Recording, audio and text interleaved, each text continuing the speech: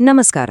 ಇವತ್ತು ನಾವು ಒಂದು ಶಾಲೆಯ ವರದಿಯನ್ನಿಟ್ಕೊಂಡು ಕಲಿಕೆಯ ಸವಾಲುಗಳನ್ನ ಹೇಗೆ ಎದುರಿಸಬಹುದು ಅನ್ನೋದಕ್ಕೆ ಒಂದು ಸ್ಪಷ್ಟವಾದ ಬ್ಲೂಪ್ರಿಂಟ್ ಬಗ್ಗೆ ನೋಡೋಣ. ಇದು ಬರೀ ಒಂದು ವರದಿಯಲ್ಲ, ಆತ್ಮವಿಶ್ವಾಸವನ್ನೇ ಮತ್ತೆ ಕಟ್ಟಿಕೊಡುವ ಒಂದು ಪ್ರಾಕ್ಟಿಕಲ್ ಗೈಡ್ ಅಂತಾನೂ ಹೇಳಬಹುದು.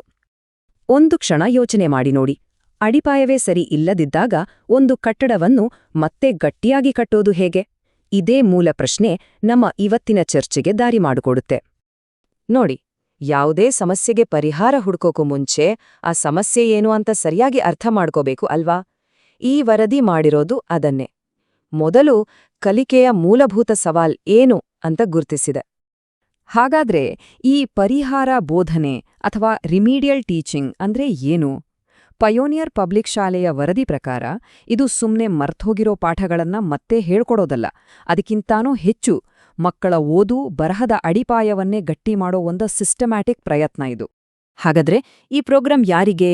ಯಾರಿದ್ರ ಫೋಕಸ್? ಕಲಿಕೆಯಲ್ಲಿ ಸ್ವಲ್ಪ ಹಿಂದೆ ಬಿದ್ದಿರೋ ಅಥವಾ ಯಾರಿಗೆ ಸ್ವಲ್ಪ ಜಾಸ್ತಿ ಪರ್ಸನಲ್ ಅಟೆನ್ಷನ್ ಬೇಕೋ ಅಂತ ವಿದ್ಯಾರ್ಥಿಗಳೇ ಇದ್ರ ಕೇಂದ್ರಬಿಂದು. ಸರಿ, ಸಮಸ್ಯೆ ಏನು ಅಂತ ಗೊತ್ತಾಯ್ತು. ಹಾಗಾದ್ರೆ ಇದಕ್ಕೆ ಪರಿಹಾರ ಏನು? ಈ ಶಾಲೆಯ ವರದಿಯಲ್ಲಿ ಯಾವ ರೀತಿಯೊಂದು ಪಕ್ಕ ಪ್ಲಾನ್, ಒಂದು ದೈನಂದಿನ ನೀಲನಕ್ಷೆ ಇದೆ? ಬನ್ನಿ ಈಗ ಅದನ್ನ ನೋಡೋಣ. ನೋಡಿ, ಈ ಕಾರ್ಯಕ್ರಮದ ರಚನೆ ಎಷ್ಟು ಚೆನ್ನಾಗಿ, ಎಷ್ಟು ಸಿಸ್ಟಮ್ಯಾಟಿಕ್ ಆಗಿದೆ ಅಂತ. ಪ್ರತಿದಿನ ಬೆಳಗ್ಗೆ 10ರಿಂದ 12:30 ತನಕ ಪಕ್ಕಾ ಟೈಮ್. ಫೋಕಸ್ ಇರೋದು ಬರೀ ಓದು ಮತ್ತು ಬರಹದ ಮೇಲೆ. ಇದಕ್ಕಾಗಿ ಅವರು ಬಳಸೋ ಮೆಥಡ್ ಫೋನಿಕ್ಸ್, ಅಂದ್ರೆ ಅಕ್ಷರಗಳ ಸೌಂಡ್ ಮೂಲಕ ಪದಗಳನ್ನ ಕಲಿಸೋದು. ತುಂಬಾನೇ ಸರಳವಾಗಿ ಶುರು ಮಾಡಿ ಹಂತ ಹಂತವಾಗಿ ಕಾಂಪ್ಲೆಕ್ಸ್ ವಿಚಾರಗಳ ಕಡೆಗೆ ಹೋಗುತ್ತೆ. ಈ ಥರ ಪ್ರತಿದಿನ ಒಂದೇ ಟೈಮಿಗೆ ಪ್ರಾಕ್ಟೀಸ್ ಮಾಡೋದ್ರಿಂದ ಏನ್ ಲಾಭ? ಅದೇ ಕನ್ಸಿಸ್ಟೆನ್ಸಿ, ಅಂದ್ರೆ ಸ್ಥಿರತೆ. ಹೀಗೆ ಮಾಡ್ತಾ ಹೋದಾಗ ಕಲಿಕೆ ಅನ್ನೋದು ಒಂದು ಗಟ್ಟಿ ಅಭ್ಯಾಸ ಆಗುತ್ತೆ. ಆಮೇಲೆ ಪ್ರೋಗ್ರೆಸ್ ತಾನಾಗಿಯೇ ಆಗುತ್ತೆ ಅಲ್ವಾ? ಸರಿ, ಹಾಗಾದ್ರೆ ಈ ಸಾಕ್ಷರತೆಯನ್ನ ಹೇಗ್ ಬಿಲ್ಡ್ ಮಾಡ್ತಾರೆ? ಇದನ್ನ ಒಂದು ಮನೆ ಕಟ್ಟೋ ಥರ ಅಂದ್ಕೊಳ್ಳಿ. ಒಂದೊಂದೇ ಇಟ್ಟಿಗೆಯನ್ನ ಜೋಡಿಸಿ ಹೇಗೆ ಒಂದು ಗಟ್ಟಿ ಗೋಡೆ ಕಟ್ತೀವೋ ಹಾಗೇನೆ. ಇವರ ವಿಧಾನ ಎಷ್ಟು ಲಾಜಿಕಲ್ ಆಗಿದೆ ನೋಡಿ. ಫಸ್ಟ್ ಸ್ಟೆಪ್ ಫೋನಿಕ್ಸ್, ಅಂದ್ರೆ ಅಕ್ಷರಗಳ ಸೌಂಡ್, ಉಚ್ಚಾರಣೆ ಸರಿ ಮಾಡೋದು. ಆಮೇಲೆ 2 ಅಕ್ಷರದ ಪದಗಳು. ತುಂಬಾ ಸಿಂಪಲ್. ಅದು ಪರ್ಫೆಕ್ಟ್ ಆದ್ಮೇಲೆ 3 ಅಕ್ಷರದ ಪದಗಳು. ಫೈನಲ್ ಆಗಿ ವಿದ್ಯಾರ್ಥಿಗಳೇ ತಾವಾಗೆ ಪದಗಳನ್ನ ರಚನೆ ಮಾಡೋ ಮುಟ್ಟಿಗೆ ಬರ್ತಾರೆ. ಅಂದ್ರೆ ತಳಪಾಯದಿಂದ ತುಂಬನೇ ವ್ಯವಸ್ಥಿತವಾಗಿ ಕಲಿಸ್ತಾ ಹೋಗ್ತಾರೆ. ವರದಿಯಲ್ಲಿರೋ ಈ ಒಂದು ಲೈನ್ ತುಂಬಾನೇ ಮುಖ್ಯವಾದದ್ದನ್ನ ಹೇಳುತ್ತೆ: ಪದ ರಚನೆಯ ಹಂತ ಹಂತವಾದ ಅಭಿವೃದ್ಧಿ. ಇದರರ್ಥ ಏನು? ಯಶಸ್ಸು ಅನ್ನೋದು ಒಂದೇ ರಾತ್ರಿ ಆಗೋ ಮ್ಯಾಜಿಕ್ ಅಲ್ಲ. ಇದು ನಿಧಾನಕ್ಕೆ, ತಾಳ್ಮೆಯಿಂದ, ನಿರಂತರ ಪ್ರಯತ್ನದಿಂದ ಆಗುವಂತಹ ಒಂದು ಪ್ರಗತಿ ಅಂತ. ಓಕೆ, ಇಷ್ಟೆಲ್ಲ ಪ್ಲಾನ್, ಪ್ರಯತ್ನ ಆಯ್ತು. ರಿಸಲ್ಟ್ ಏನ್ ಬಂತು? ಇಲ್ಲಿ ನಾವು ಬರೀ ಮಾರ್ಕ್ಸ್ ಬಗ್ಗೆ ಮಾತಾಡ್ತಿಲ್ಲ. ಬದಲಿಗೆ ಆ ವಿದ್ಯಾರ್ಥಿಯಲ್ಲಿ ಆದ ಬದಲಾವಣೆ ಮತ್ತೆ ಎಲ್ಲಕ್ಕಿಂತ ಮುಖ್ಯವಾಗಿ ಆ ಮಗುವಿನ ಆತ್ಮವಿಶ್ವಾಸದ ಬಗ್ಗೆ ಗಮನ ಕೊಡೋಣ. ಈ ವಿದ್ಯಾರ್ಥಿಯ ಪಯಣವನ್ನೇ ನೋಡಿ. ಶುರುವಿನಲ್ಲಿ ಕಲಿಕೆಯಲ್ಲಿ ತುಂಬಾ ಕಷ್ಟಪಡ್ತಿದ್ದ ವಿದ್ಯಾರ್ಥಿ ಈ ಕಾರ್ಯಕ್ರಮದ ನಂತರ ನಿಧಾನವಾಗಿ ಇಂಪ್ರೂವ್ ಆಗಿದ್ದಾನೆ. ಈಗ ಸರಳ ಪದಗಳನ್ನ ಸ್ಪಷ್ಟವಾಗಿ ಓದುತ್ತಾನೆ, ಅಚ್ಚುಕಟ್ಟಾಗಿ ಬರಿತಾನೆ.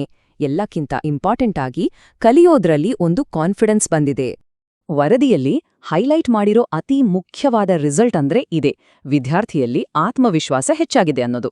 ನೋಡಿ, ಓದೋದು ಬರೆಯೋದು ಕಲಿಯೋದಷ್ಟೇ ಅಲ್ಲ, ನನ್ನಿಂದಾನೂ ಕಲಿಯಕ್ಕೆ ಆಗುತ್ತೆ ಅನ್ನೋ ನಂಬಿಕೆ ಬರೋದೇ ನಿಜವಾದ ಯಶಸ್ಸು ಅಲ್ವಾ? ಇದೇ ರಿಯಲ್ ಪ್ರೋಗ್ರೆಸ್. ಅದೇ ಈ ಸಕ್ಸೆಸ್ ಕಥೆ ಬರೀ ಕ್ಲಾಸ್ ರೂಮಿಗೆ ಸೀಮಿತವಾಗಿಲ್ಲ. ಈ ಸಪೋರ್ಟ್ ಸಿಸ್ಟಮ್ ಶಾಲೆಯ ಗೋಡೆಗಳನ್ನೂ ದಾಟಿದೆ. ಅಂದ್ರೆ ಮನೆ ಮತ್ತು ಶಾಲೆಯ ಪಾಲುದಾರಿಕೆ. ಅದು ಹೇಗೆ ಅಂತ ನೋಡೋಣ ಬನ್ನಿ. ವರದಿಯ ಕನ್ಕ್ಲೂಷನ್ ತುಂಬಾ ಕ್ಲಿಯರ್ ಆಗಿದೆ. ನಿಜವಾದ ಯಶಸ್ಸು ಸಿಗೋದು ಶಾಲೆ ಮತ್ತು ಮನೆ ಎರಡೂ ಕೈ ಜೋಡಿಸಿದಾಗ ಮಾತ್ರ. ಈ ಎರಡರ ನಡುವೆ ಒಂದು ಗಟ್ಟಿ ಬ್ರಿಡ್ಜ್ ಇದ್ದಾಗ ಶಾಲೆಯಲ್ಲಿ ಕಲ್ತಿದ್ದು ಮನೆಯಲ್ಲೂ ಮುಂದುವರಿಯುತ್ತೆ. ಆಗ ವಿದ್ಯಾರ್ಥಿಯ ಪ್ರಗತಿ ನಿರಂತರವಾಗಿರುತ್ತೆ. ಹಾಗಾದ್ರೆ ಪೋಷಕರ ಪಾತ್ರ ಏನು? ಅವ್ರು ಹೇಗೆ ಸಪೋರ್ಟ್ ಮಾಡ್ಬೋದು? ವರದಿ ಕೆಲವು ಸ್ಪಷ್ಟವಾದ ಸಲಹೆಗಳನ್ನ ಕೊಡುತ್ತೆ. 1. ಮಕ್ಕಳು ಈ ಸ್ಪೆಷಲ್ ಕ್ಲಾಸ್ಗಳಿಗೆ ತಪ್ಪದೆ ಹೋಗೋ ಹಾಗೆ ನೋಡ್ಕೊಳ್ಳೋದು. 2. ಮನೆಯಲ್ಲೂ ಪ್ರತಿದಿನ ಓದೋದು ಬರೆಯೋದು ಪ್ರಾಕ್ಟೀಸ್ ಮಾಡಿಸೋದು. 3ನೇಯದು ಮತ್ತು ಬಹುಶಃ ಎಲ್ಲಕ್ಕಿಂತ ಮುಖ್ಯವಾದದ್ದು, ಮಕ್ಕಳಿಗೊಂದು ಪಾಸಿಟಿವ್, ಸಪೋರ್ಟಿವ್ ವಾತಾವರಣವನ್ನ ಸೃಷ್ಟಿ ಮಾಡಿಕೊಡೋದು. ವರದಿಯ ಈ ಕೊನೆಯ ಮಾತು ಇಡೀ ವಿಷಯವನ್ನೇ ಸಾರಾಂಶ ಮಾಡುತ್ತೆ. ನಿರಂತರ ಪ್ರಗತಿಗಾಗಿ ನಿರಂತರ ಭಾಗವಹಿಸುವಿಕೆ ಮತ್ತು ನಿಯಮಿತ ಅಭ್ಯಾಸವನ್ನು ಶಿಫಾರಸು ಮಾಡಲಾಗಿದೆ. ಅಂದ್ರೆ ಸಕ್ಸೆಸ್ ಅನ್ನೋದು ಒನ್ ಟೈಮ್ ಈವೆಂಟ್ ಅಲ್ಲ, ಅದೊಂದು ನಿರಂತರ ಪ್ರಯಾಣ. ಕೊನೆಯದಾಗಿ ಈ ಒಂದು ಪ್ರಶ್ನೆಯೊಂದಿಗೆ ಇವತ್ತಿನ ಈ ವಿಶ್ಲೇಷಣೆಯನ್ನ ಮುಗಿಸೋಣ. ಒಂದು ವೇಳೆ ಪ್ರತಿಯೊಂದು ಕಲಿಕೆಯ ಸವಾಲಿಗೂ ಈ ತರಹದೊಂದು ಸ್ಪಷ್ಟವಾದ ಯಶಸ್ವಿ ನೀಲನಕ್ಷೆ ಇದ್ದಿದ್ರೆ ನಮ್ಮ ಶಿಕ್ಷಣ ವ್ಯವಸ್ಥೆಯ ಚಿತ್ರಣವೇ ಬದಲಾಗಬಹುದಿತ್ತೇನೋ ಅಲ್ವಾ? ಇದರ ಬಗ್ಗೆ ಯೋಚನೆ ಮಾಡಿ.